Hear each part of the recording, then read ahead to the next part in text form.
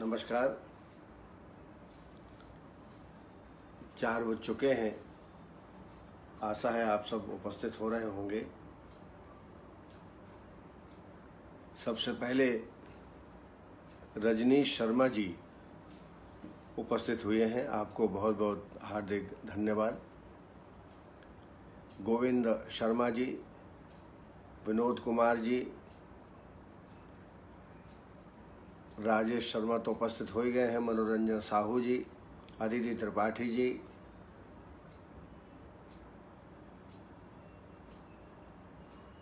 मनोज कुमार जी, सुनील कुमार, हेमंत काले, विनय मित्तल जी और अजय कांत कौरव जी उपस्थित हो गए हैं। निशा गर्ग भी उपस्थित हो गई हैं। आप सबको बहुत बहुत हार्दिक धन्यवाद समय पर उपस्थित होने के लिए। हमारा कार्यक्रम 4 बजे, ठीक 4 बजे प्रारंभ हो जाता है। सारे चिकित्सक भी उपस्थित हो जाते हैं। कल हमने कोन्स सिंड्रोम के बारे में चर्चा की थी। आज मंथर ज्वर, टाइफाइड के बारे में चर्चा करेंगे। पहले प्रश्न कुछ ले लेते हैं। उषा तवानी जी का प्रश्न है, गुलेरियन बैरे सिंड्रोम, इसके बारे में जानकारी चाहिए है। जब इम्यून सिस्टम विपरीत होकर के नर्व्स को अटैक करता है तो टिंगलिंग सेंसेशन हाथ पैरों में पूरे शरीर में होने लगता है। इसे गुलेरियन बैरे सिंड्रोम कहा है।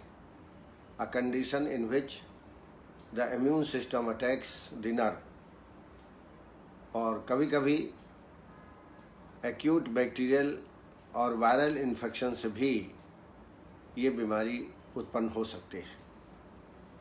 तो मुख्य रूप से इम्यून सिस्टम के विपरीत कार्य करने से नर्व्स में अटैक होता है, या बैक्टीरियल वायरल इन्फेक्शन के कारण नर्व्स में इन्फ्लेमेशन हो जाता है, और जिसकी वजह से मसल्स में weakness, tingling in the feet and legs, और यह बाद में ऊपरी अंग में भी टिंगलिंग सेंसेशन पहुंच जाता है, and legs then spread to upper body part, और कभी कभी पैरालिसिस का अटैक भी इसमें हो सकता है। पूरे शरीर में पेन होता है और एक प्रकार की झुंझुनाहट जैसे लक्षण उत्पन्न होते हैं। ऐसी अवस्था में सर्वांग अभ्यंग, सर्वांग स्वेदन कराएं। साथ में अनुवासन वस्ती चंदन बला क्षारी तैल की या अश्वगंधा बला तैल की 30 ml भोजन के बाद लगभग 15 से 20 मात्रा वस्ती आप देवें। इसके अलावा सर्वांग धारा, तैल धारा, ये भी इसमें इफेक्ट होगा। शिरोधारा भी इसमें बहुत ही लाभकारी होगी। शिरोधारा का भी प्रयोग इसमें करना चाहिए। वाह्य अभ्यंग और वाह्य स्वेद 15-20 दिन करने के बाद फिर सष्टिकशाली स्वेद करें।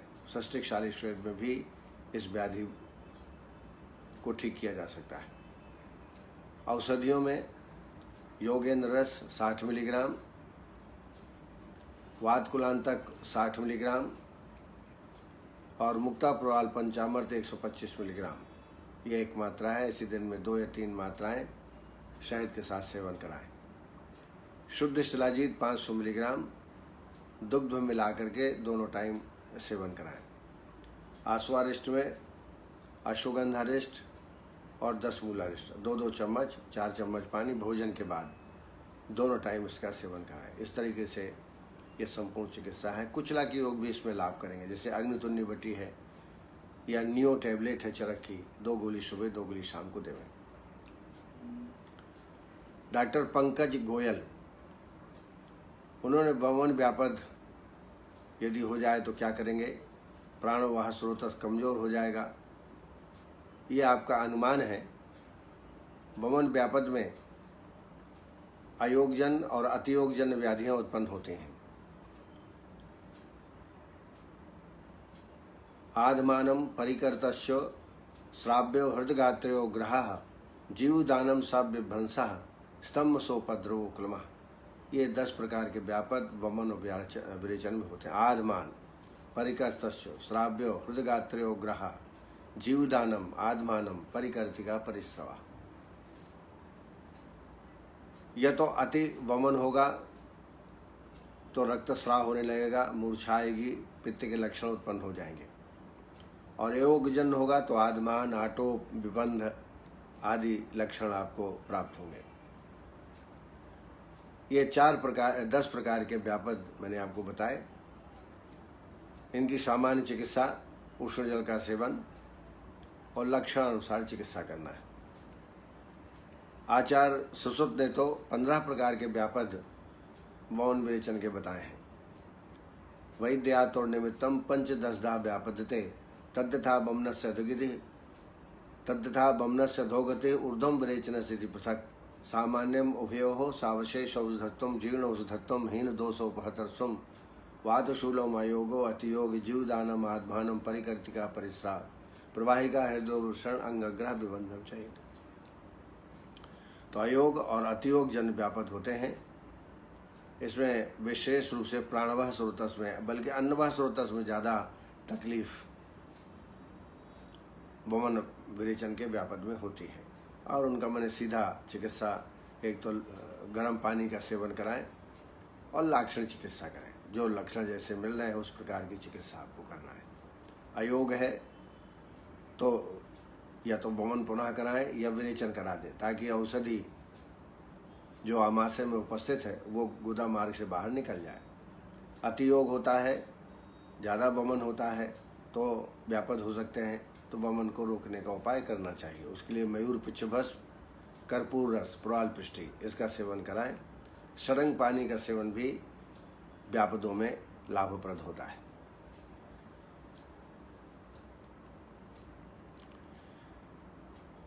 उनका एक और प्रश्न है, मस्तिष्क कमजोर हो गया हो, काम करने में हृदय गति बढ़ जाती है, सांस फूलती है, तो ये दुर्बलता के लक्षण आपने बताए हैं। अच्छा खान पान पेशेंट को देवें, दिनचर्या उसकी ठीक करें। मस्तिष्क कमजोर हो गया है तो ब्राह्मी अवलेय का सेवन कराएं 5 ग्राम दिन में 2 बार। नींद नहीं आती हो तो स्ट्रेस कॉम कैप्सूल 2 सुबह शाम आप दे सकते हैं। हृदय गति काम करने पर सबकी बढ़ती है, लेकिन इरेगुलर हो जाए, बहुत ज़्यादा बढ़ जाए, ऐसी अवस्था में फिर प्रवाल पिष्टी, जहर मोरा पिष्टी 250 मिलीग्राम, हृदयाणु रस 125 मिलीग्राम, ये दिन में 2-3 बार मात्रा देना चाहिए। इससे पेशेंट को आराम प्राप्त होगा। भूख कम लग रही है तो क्षुधा बढ़ाने वाली चीज़ें दीपन पाचन का पहले प्रयोग करें। पंचकोल काढ़ा या पंचकोल चूर्ण का सेवन कराएं। अन्यथा दाडिमाष्टक चूर्ण, लवण भास्कर चूर्ण, हिंगोष्टक चूर्ण आदि का सेवन कराएं, जिससे अग्नि की वृद्धि होगी। मोशन के बारे में देख लीजिए, मलप्रवृत्ति हो रही है प्रतिदिन की नहीं, अन्यथा हिरण्य भ्रष्ट ऋतु की रात्रि को सोते टाइम 2.5 ग्राम से 5 ग्राम की मात्रा देवें, जिससे मोशन क्लियर हो, भूख लगेगी। भोजनाग्रे सदा पथ्यम लवणांतरक भक्षण, भोजन के पूर्व में लवण और अदरक का सेवन कराएं, इससे दीपन पाचन होता है और क्षुधा की वृद्धि भी होती है। चैरिथ मूर्ति जी ने पूछा है, pneumonia with pleural effusion, pneumonia with pleural effusion, pneumonia के साथ कई बार प्लूरल इफ्यूजन भी हो जाता है। ऐसे पेशेंट में वक्ष प्रदेश में वेदना होती है, वेदना यूनिलेटरल हो सकती है और साथ में फीवर निरंतर बना रहता है।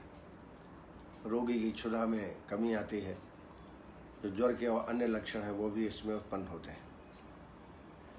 ऐसी अवस्था में त्रिभुवन कीर्ति रस 125 मिलीग्राम, श्वास का चिंतामणि 60 मिलीग्राम और अभ्रक भस्म 125 मिलीग्राम, ये दिन में 3 मात्राएं शहद के साथ आप सेवन कराएं।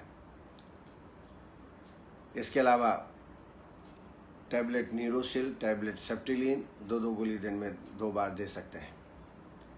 भारंगी आदिक्वाथ भी इसमें लाभप्रद होगा। भारंगी आदिक्वाथ खाली पेट में आप सेवन कराएं। और ऐसे पेशेंट में स्वर्णक्षीरी का मूल का सुरस 1 चम्मच सुबह शाम को 3 दिन तक दे दें। निमोनिया में बहुत ही सर्तिया आराम प्राप्त होता है। दूसरा योग भी दे सकते हैं, बृहद कस्तूरी भैरव रस 125 मिलीग्राम, स्वर्ण बसंत मालती 125 मिलीग्राम, गिलोय सत्व 250 मिलीग्राम दिन में 3 मात्रा। टेम्परेचर उतारने के लिए गोदंती भस्म 500 मिलीग्राम दिन में 2-3 बार देवें, 4 बार देवें। इससे टेम्परेचर निश्चित रूप से डाउन होगा।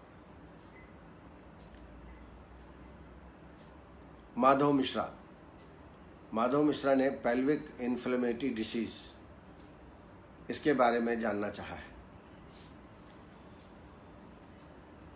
यह एक प्रकार का इन्फेक्शन है जो फीमेल रिप्रोडक्टिव सिस्टम में, फीमेल रिप्रोडक्टिव ऑर्गन्स में हो जाता है। सामान्यतः यह सेक्सुअली ट्रांसमिटेड बैक्टीरिया के द्वारा उत्पन्न होता है, जो कि विजाइना से लेकर यूट्रस, फैलोपियन ट्यूब और ओवरी को इन्फेक्टेड करता है और उसकी वजह से तकलीफ रोगी को हो सकती है। An infection of the female reproductive organs, it usually occurs when sexually transmitted bacteria spread from the vagina to the uterus, fallopian tube and ovary। और इसमें जो लक्षण मुख्य रूप से मिलते हैं उसमें पेल्विक एरिया में वेदना होती है, फीवर लगातार होता है और विजाइनल डिस्चार्ज निरंतर होते रहता है। तो निश्चित रूप से ये ट्रांसमिटेड व्याधि है और इसमें साफ सफाई का ध्यान ज़्यादा रखना पड़ेगा। इसके अलावा चोप चिन्यादी चूर्ण 5 ग्राम दिन में 2-3 बार आप सेवन कराएं। आरोग्यवर्धनी 2 गोली सुबह, 2 गोली शाम को। चंद्रप्रभा भट्टी 2 गोली सुबह, 2 गोली शाम को देवें। और सिम्टमिक ट्रीटमेंट, पेल्विक एरिया में पेन हो तो निश्चित रूप से फीवर की वजह से होता है, फीवर डाउन करें।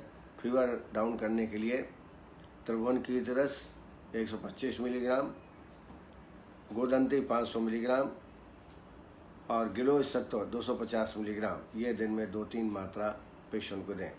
विजाइनल डिस्चार्ज हो रहा हो तो प्रदारांतक लौह 250 मिलीग्राम, बोल प्रॉपर्टी 250 मिलीग्राम, प्रवाल पिष्टी 250 मिलीग्राम दिन में 3-4 बार इसकी सेवन कराएं। इसके अलावा टैबलेट ल्यूकॉल, टैबलेट मायरॉन 2-2 गोली दिन में 2 बार। एक चरक का M2 टोन आता है, वो भी आप 1 चम्मच दिन में 3 बार इसमें सेवन करा सकते हैं। Doctor Sharma ji, post Covid pulmonary fibrosis, निश्चित रूप से कोविड का जो प्रभाव होता है वो ज़्यादातर लंग्स में ही तकलीफ देता है। और जैसा आपने देखा होगा, पेपर में भी आपने देखा होगा कि पल्मोनरी फाइब्रोसिस की उत्पत्ति हो सकती है। ऐसी अवस्था में भारंगी आदिक्वाथ का तो सेवन निरंतर कराएं। साथ में श्वास काश चिंतामणि 125 मिलीग्राम, शिलाजित्यादि लौह 250 मिलीग्राम, महालक्ष्मी विलास रस 125 मिलीग्राम ये दिन में 3 मात्राएं शहद के साथ सेवन कराएं। इसके अलावा कांचनादि गुलू आरोग्यवर्धनी 2-2 गोली दिन में 2 बार। और बाकी जो सिम्टमिक लाक्षणिक चिकित्सा है वो आपको करना चाहिए। जैसे सांस लेने में तकलीफ है तो आप गर्म पानी, कुनकुना पानी, अगर सुंठी से सिद्ध हो पानी, उसका सेवन कराएं। इससे काफ़ी लाभ प्राप्त होता है। सोमलता फांट का बार बार प्रयोग करें ये ब्रोंकोडायलेटर है, इससे रोगी को कष्ट नहीं होता है। अगर फीवर आ गया हो तो फीवर की भी चिकित्सा आपको साथ में करना चाहिए। डॉक्टर अनुराग अहिरवार, सीरम क्रिएटिनिन बढ़ा है तो क्या करें? तो सीरम क्रिएटिनिन में सबसे पहले आप विरेचन करा दें। इसमें त्रिफला घृत से या मूर्छित तिल से अभ्यंतर स्नेहपान कराएं। सम्यक स्नेह के लक्षण प्राप्त होने तक फिर 3 दिन बाह्य अभ्यंग और बाह्य शोधन करा करके विरेचन करा दें। विरेचन में कुटकी 20 ग्राम, अमलतास गूदा 20 ग्राम, त्रिव्रत 20 ग्राम, छोटी हरड़ 20 ग्राम, इनका काढ़ा बना लें 100 ml। इसमें कैस्टर ऑयल 30 to 40 ml मिला करके विरेचन खाली पेट में प्रातः काल दे दें। दिन भर कुछ खाना नहीं खिलाना है।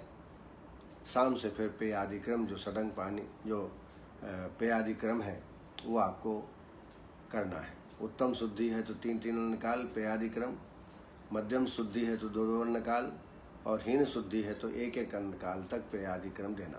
पेय आदि क्रम में पेया, बिलेपी, यूस और मांसरस। मांसरस की जगह हम कृष्णा का सेवन कराते हैं। जब आप यूस देते हैं तो पहले दिन अकृत, फिर बाद में कृत। अकृत का मतलब बिना छौके बघारे, और कृत का मतलब छौंक करके, लवंग से, सरसों, लहसुन से, इनसे छौंक लगा करके सेवन कराएं, उसको बोलते हैं कृत यूस या कृत मांसरस या कृत कृष्णा। जब क्षुधा अच्छी लगने लगे तो विरेचन के 9वें दिन से आप शोधन वस्ती देवें। बहुत ही उपयोगी वस्ती है ये, मैं कई बार बता चुका हूँ, लेकिन फिर आप सुन लीजिए। इसमें वरुणादि क्वाथ 50 ग्राम ले लीजिए, और तृण पंचमूल क्वाथ 50 ग्राम, 100 ग्राम हो गया। इसमें 1200 ml पानी डाल के 300 ml शेष रखिए। 300 ml शेष हो तब तक पकाइए। उसके बाद छान लीजिए, और इसमें गोमूत्र 50 ml, शहद 50 ml, सेंधो 5 ग्राम, यवक क्षार 10 ग्राम। ये वस्ती बहुत ही उपयोगी है सीरम क्रिएटिनिन के लिए। लगातार आप 16 वस्तियों का प्रयोग करें। प्रारंभ में और अंत में सैंधवाद तेल की अनुवासन दे दें, और फिर बाद में यही जो शोधहर वस्ती है उसका ही प्रयोग करें। आवश्यकता बहुत पड़े, जैसे मैं बार बार बोलता हूँ, गुदा में चुनचुनाहट हो, उदर शूल हो, ऐसी अवस्था में आप बीच बीच में अनुवासन वस्ती दे सकते हैं। अन्यथा इसमें शोधहर वस्ती ही आपको देना है। औषधियों में गोक्षुर, पुनर्नवा, ककड़ी बीज और शतावरी, इनका बराबर मात्रा में चूर्ण बना लीजिए, और 1-1 चम्मच दिन में 2 या 3 बार पानी के साथ सेवन कराएं। सौंफ से सिद्धित पानी का ही प्रयोग पेशेंट में कराना चाहिए। ऐसे पेशेंट में साथ में जितने भी प्रोटीनस सब्सटेंस हैं, दाल हैं या बिस्कुट हैं, विभिन्न प्रकार के स्प्राउट हैं, ये बिल्कुल पेशेंट को नहीं लेना चाहिए, क्योंकि सीरम क्रिएटिनिन ये प्रोटीन का बायो प्रोडक्ट है। तो इसलिए ये न सेवन करें, और अधिक से अधिक पानी पिए पेशेंट, और दवाइयों का नित्य सेवन करें। साथ में अपनी लाइफ स्टाइल सुधारें, समय पर उठना, समय पर खाना खाना, कुछ व्यायाम, प्राणायाम, योगा आदि करते रहें। उससे जैसे मंडूकासन, योग मुद्रा, सर्वांगासन, ये बहुत ही उपयोगी हैं इसके लिए। डॉक्टर चैताली सिग्ने, इन्होंने इंटेस्टाइनल बोन टीबी के बारे में पूछा है। टीबी कहीं पर भी हो, लेकिन कारण तो एक ही है, आप सब जानते हैं। इंटेस्टाइनल बोन टीबी, यदि इंटेस्टाइनल टीबी होती है तो उसमें अतिसार, पेट में दर्द, रक्तस्राव हो सकता है। बोन टीबी में निरंतर ज्वर बना रहता है, संबंधित अस्थि में बहुत वेदना होती है, भूख एकदम कम हो जाती है, वेट रिड्यूस होने लगता है। ऐसी अवस्था में सूत शेखर रस 125 मिलीग्राम, स्वर्ण बसंत मालती 60 मिलीग्राम और मृगांक रस 60 मिलीग्राम, ये दिन में 3 मात्राएं पेशेंट में देना चाहिए। फिर से मैं बोल रहा हूँ, स्वर्ण बसंत मालती 125 मिलीग्राम, मृगांक रस 60 मिलीग्राम और प्रवाल पिष्टी 250 मिलीग्राम, ये शहद के साथ 2-3 बार दिन भर में। सूत शेखर, इसमें सूत शेखर जरूर मिलाना चाहिए। सूत शेखर is a drug of choice. सूत शेखर, स्वर्ण बसंत मालती, मृगांक रस, ये तीनों औषधियाँ बहुत ही श्रेष्ठ हैं। इसके अलावा सीतोपलारी चूर्ण 5 ग्राम दिन में 3 बार पेशेंट को देना चाहिए। और ऐसा आहार विहार दे जो शक्तिवर्धक भी हो और तीक्ष्ण भोजन जिसमें तीखापन हो, बेसन, तली मली चीज़ें, फास्ट फूड आदि का सेवन बिल्कुल नहीं कराना चाहिए। हल्का खाना पेशेंट में देना चाहिए और औषधि का निरंतर प्रयोग आप करते रहें। लाक्षणिक चिकित्सा भी करें। ज्वर हो तो उसमें त्रिभुवन कीर्ति या गोदंती मिला दें। खांसी आने प्रारंभ हो रहा हो तो उसमें जैसा मैंने बताया सीतोपलारी चूर्ण का सेवन करना ही है। इसके अलावा मुलैठी, गिलोय और शतावरी, मुलैठी, गिलोय और शतावरी बराबर मात्रा में चूर्ण बना करके 1-1 चम्मच दिन में 3 मात्राएं आप सेवन करें, इसमें भी आपको लाभ प्राप्त होगा। तो इस तरीके से जो प्रश्न मेरे सामने आए थे मैंने उत्तर देने का प्रयास किया है। आशा है आप सेटिस्फाइड होंगे। हमारे जो प्रिय चिकित्सक निरंतर जुड़े रहते हैं ऐसे हैं doctor Prakash Singh, doctor Mahendra Chaturvedi, doctor Rajnish Sharma, doctor Sunil Ratauri ji, doctor Gaurav ji, doctor Bharat Thok, doctor Naresh Thand, Ashutosh Kumar ji, doctor Avdhesh Kumar, doctor Yogesh Mahajan, doctor Jaipal Singh, doctor Vikas Vishwakarma ji, doctor Vishal Yogi, doctor Deepali Agarkar, Vineshwari Srivastava ji, doctor Manoranjan Sahu, doctor Neelam Shukla ji, doctor Aditya Tripathi ji, doctor Madhav Mishra, doctor Harshit ji, doctor Manibhushan जी जो कि पटना से हैं, डॉक्टर सलोनी गुप्ता जी, शिल्पा पालस्कर जी, परेश मन्या जी, डॉक्टर मनोज अग्रहारी, डॉक्टर अमित सिंह, आनंद आयुर्वेद, विजय सैनी, निर्मला स्वाल, ब्रजेश सिंह और आयुष दर्पण के चीफ एडिटर डॉक्टर नवीन जोशी जी जो कि निरंतर जुड़ते हैं और आवश्यकता अनुसार अपना जो कर्तव्य है उसको निभाते हैं। आइए अब मंथर ज्वर, आधुनिक मत अनुसार इसको टाइफाइड फीवर कहते हैं। मंथर ज्वर एक्चुअली ये एक प्रकार से टाइफाइड का ही ट्रांसलेशन है। रोगी के शरीर में मंथरी अर्थात छोटे छोटे दाने निकलते हैं, इसलिए इसका नाम संभवतः मंथर ज्वर रखा गया। आचार्य गणनाथ सेन जी ने इसको आंतरिक ज्वर की संज्ञा दी है, क्योंकि इसके जो विकार हैं, इसके जो बैक्टीरिया हैं, वह आंत्र के अंतिम भाग में जो लसिका ग्रंथ होती हैं वहाँ पर पियर्स पैचेस का निर्माण करके और इस व्याधि को उत्पन्न करते हैं। इसलिए गणनाथ जी ने इस ज्वर को आंतरिक ज्वर की संज्ञा दी है। इस ज्वर का संचय काल है 7 से 21 दिन, 7 to 21 डेज। और ऐसा कहा जाता है कि अगर जीवनचर्या अच्छी पालन कर रहा हो, अहित आहार विहार का सेवन न करे, लघु आहार का सेवन करे, साफ सफाई का ध्यान रखे, तो 21 दिन में ये ज्वर अपने आप उतर जाता है। लेकिन यदि आपने खान पान में गड़बड़ की तो निश्चित रूप से ये ज्वर आपके लिए तकलीफदेह भी हो सकता है। त्रिदोषज होने से ये सन्निपातक ज्वर कहा जाता है। सन्निपातक ज्वर 13 प्रकार के होते हैं, लेकिन समसन्निपातक ज्वर, विषम सन्निपातक ज्वर, ये भी इसके भेद किए जाते हैं। सन्निपातक ज्वर में वातोल्बण सन्निपातक ज्वर, पित्तोल्बण सन्निपातक ज्वर और कफोल्बण सन्निपातक ज्वर। मंथर ज्वर को पित्तोल्बण सन्निपातक ज्वर के अंतर्गत रखा जाता है।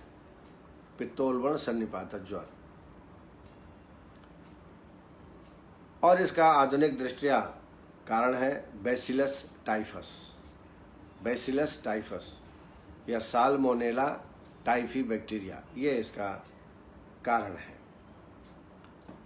निदान में देखें तो बहुत अधिक चलना, अतिमार्ग गमन, अत्यधिक उपवास करना, दूसरे स्थान में निवास करना, और ऐसी अवस्था में बैसिलस टाइफी आक्रांत शरीर में कर देता है। खास तौर से पानी भी कहीं का हम पी लेते हैं और वो इन्फेक्टेड हुआ, ज़्यादातर इन्फेक्शन पानी के द्वारा ही आता है। आइए संप्राप्ति देखें तो निदान के सेवन करने से जीवाणु का संक्रमण होता है।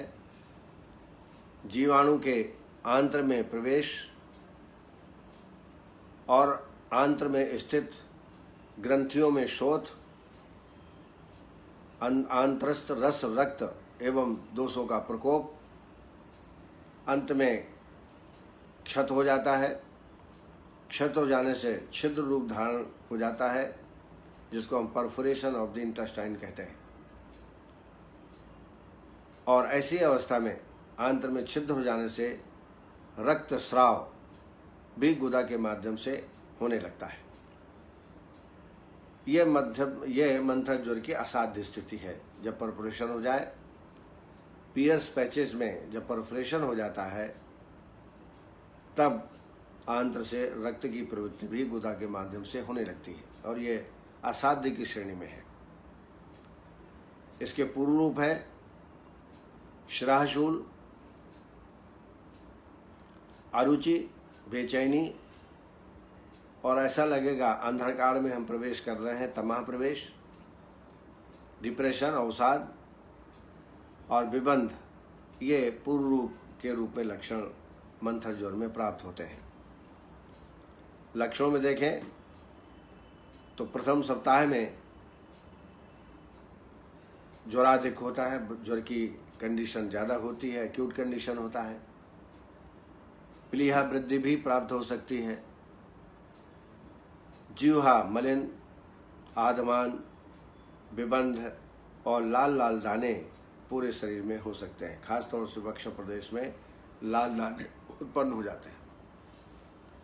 द्वितीय सप्ताह के लक्षण में ज्वराधिक और ज्वराधिक होने से प्रलाप करना, तंद्रा, कास, जीवा कटी रक्तवर्ण की हो जाना, दुर्बलता, मुख शोष, आधमान, रक्तगमन मल के साथ, ये द्वितीय सप्ताह में ऐसे लक्षण उत्पन्न होते हैं।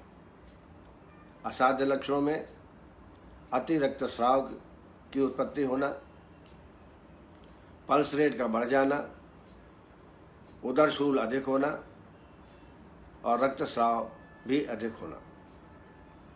उपद्रवों में आंतों में क्षय, जिसको हम ट्यूबरकुलोसिस कहते हैं, वो हो जाना, टॉक्सिसिटी यानी विषाक्तता, और पेरिटोनाइटिस, छिद्र हो जाने से पानी का कलेक्शन पेरिटोनियम में हो जाता है, जिसको पेरिटोनाइटिस कहते हैं। इंटेस्टाइनल परफोरेशन, नेफ्राइटिस, ये उपद्रव के रूप में मिल सकते हैं। जो विकृति होती है आंतों में, जिसको पियर्स पैच, जो हम पियर्स पैचेस कहते हैं, उनकी 4 अवस्थाएं होती हैं।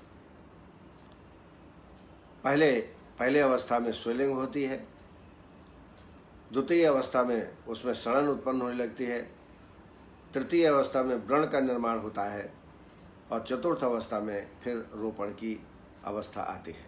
तो इस तरीके से 4 प्रकार के कंडीशंस जो लसिका ग्रंथि हैं आंत्र के अंतिम भाग में, ये 4 तरह के लक्षण मिलते हैं। पहला मैंने बताया स्वेलिंग, दूसरा सड़न होना, तीसरा व्रण की उत्पत्ति और चौथा रोपण का होना। ये लक्षण पेशेंट में प्राप्त होते हैं।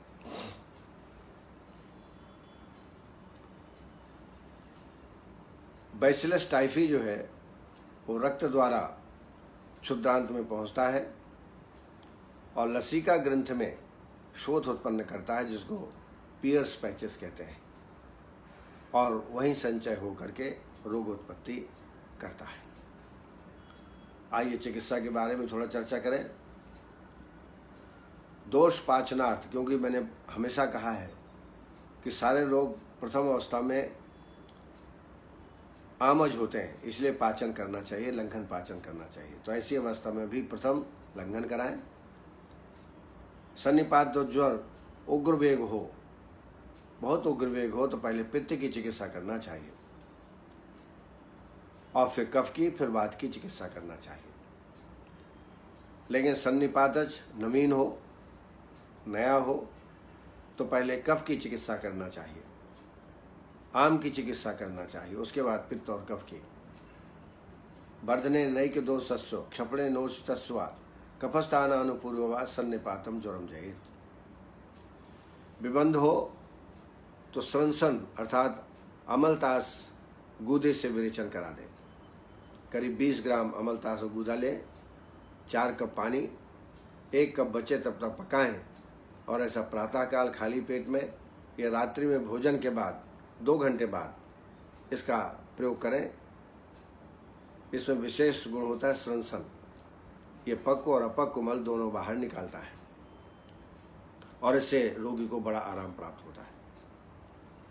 आंत्र दाह होने पर हाथों में जलन हो ज़्यादा, तो शीत, तिक्त, मधुर द्रव्यों का प्रयोग करना चाहिए। इसमें पंचतिक्त औषधियों का प्रयोग आप पेशेंट में कर सकते हैं। अधिक प्यास लगी हो तो सडंग पानी, मुस्त परपट कोशिर चन्नो दीच नागरी है, श्रत शीतम जलम दद्यात पिपासा ज्वर शांति आई है।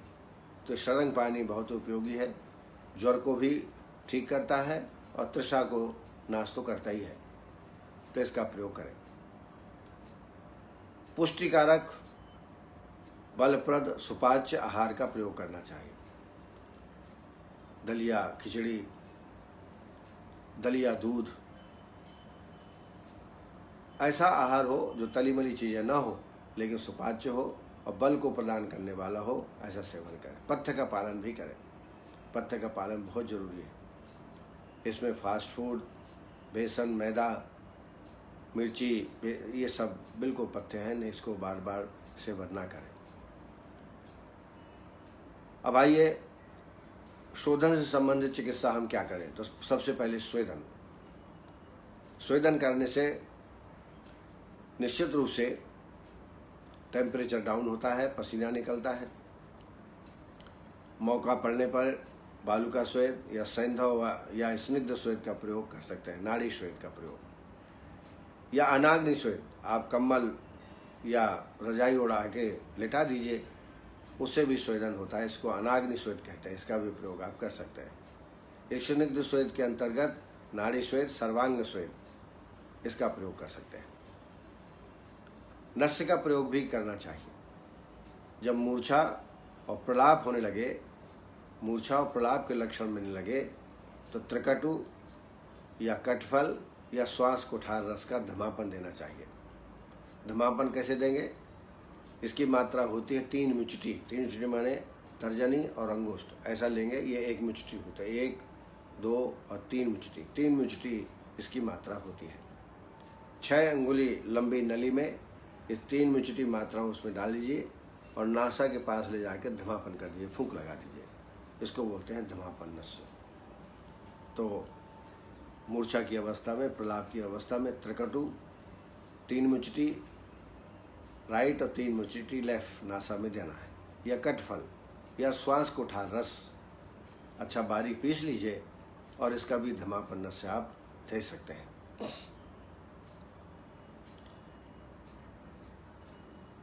मूर्छा प्रलाप हो तो अंजन, जिसको श्री सांजन कहते हैं, उसका भी प्रयोग आप कराएं।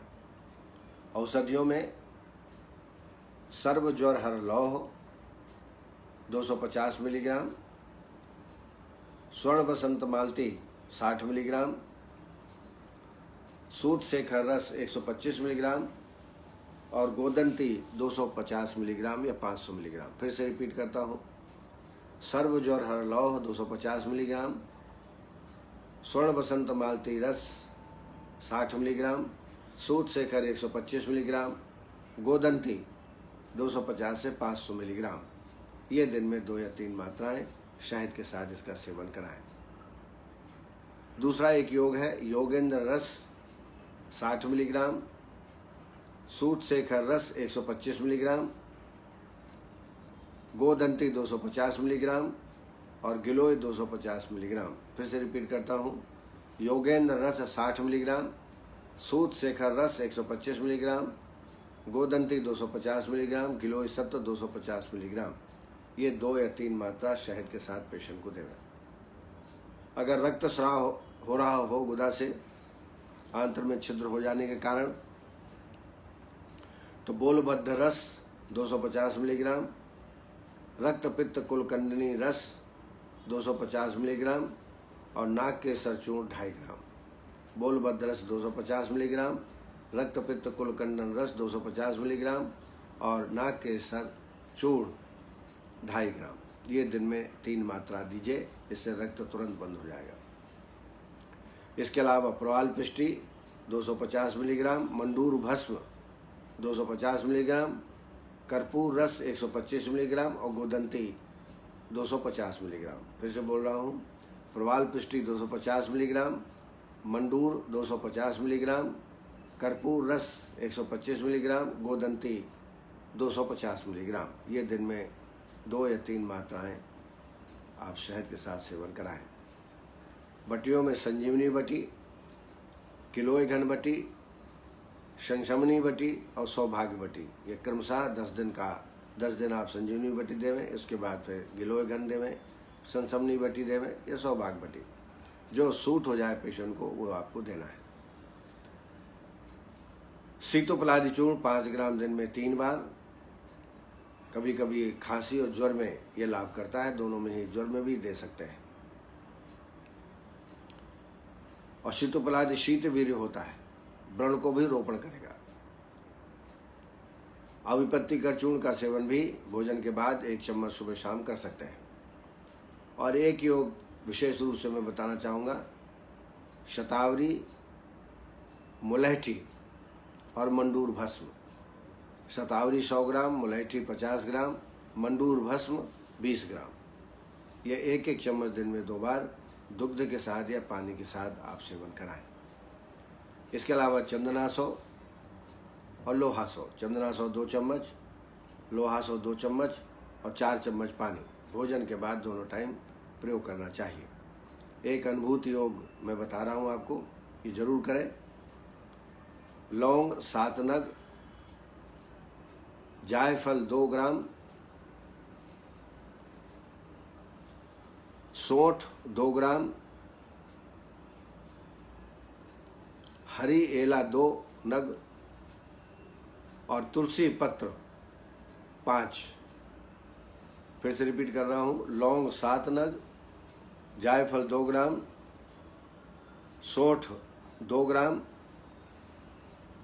हरी इलायची एला 2 नग और तुलसी पत्र 5, इन सब को लेकर के कल्क बना लें और इसमें 200 ml पानी डाल करके 50 ml शेष रहने तक पका लें। जब 50 ml शेष हो तब इसमें 50 ml ही शहद मिला दें और इसकी 1-1 चम्मच दिन में 3 या 4 बार मात्राएं दें। ये बहुत ही उपयोगी है। बहुत अत्यधिक तकलीफ हो तो 50 ग्राम और शहद आपने मिलाया, ये दिन में 2 बार में भी इसको ख़त्म कर सकते हैं। बहुत ही उपयोगी है। अन्यथा 1-1 चम्मच दिन में 3 बार इसका सेवन करें। चूँकि हमने शहद डाल दिया है तो वो ख़राब नहीं होता है, वो 1 हफ्ते 15 दिन तक भी चल सकता है। तो इसका सेवन करने से मंथर ज्वर में लाभ प्राप्त होता है। तो इस तरीके से टाइफाइड के बारे में जो हम चिकित्सा करते हैं वो मैंने आज आपको बताई। यहीं पर मैं अपनी वाणी को विराम देता हूँ। कल फिर इसी वक्त आपसे मुलाकात होगी। तब तक के लिए नमस्कार। जय आयुर्वेद।